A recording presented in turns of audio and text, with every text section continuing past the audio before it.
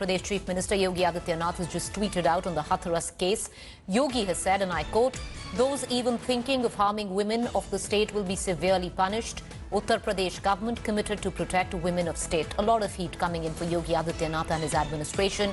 Yogi Adityanath now clearly what seems to be damage control. There's word also coming in that the top officials, mainly the SP and the district magistrate, the DM, would also be let go. Heads will roll is what indications seem to suggest.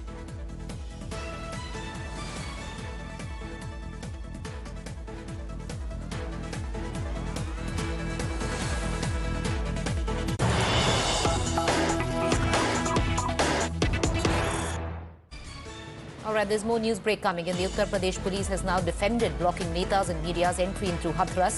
The Hathras SP Prakash Kumar claims the police action to ensure SIT probe isn't hampered.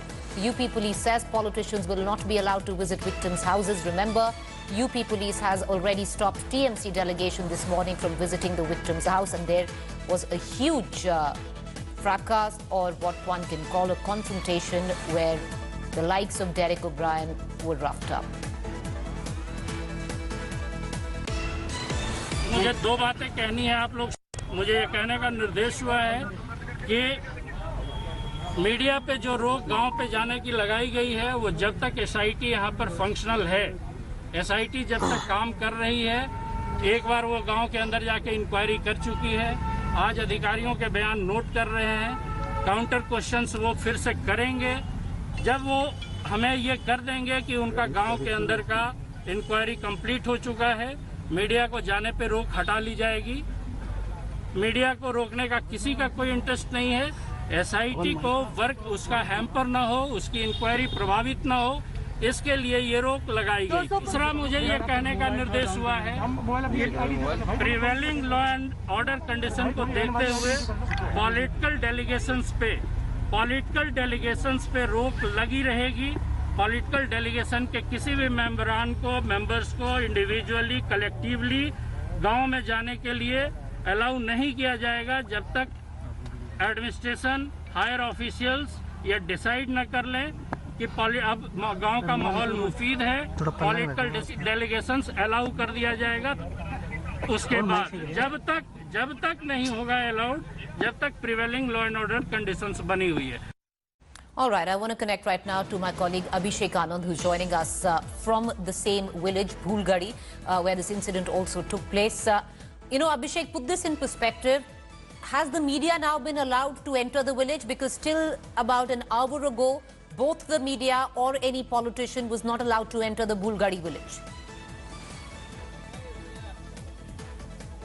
Well, Preeti, the ASP clearly mentioned that till the SIT completes its probe, no media personnel or no outsider will be allowed inside, or no non-local will be allowed to cross the barricades. So once the SIT exits the village, once the members leave, then we will see whether the police allows media to go inside or not. Because last night what happened, the SIT team, the entire team left, but the barricades were still there, the police force was still there, and the prohibitory orders to stop media from entering the village were still at the place. Preeti, right now the team is investigating, and that is why the barricades are still there.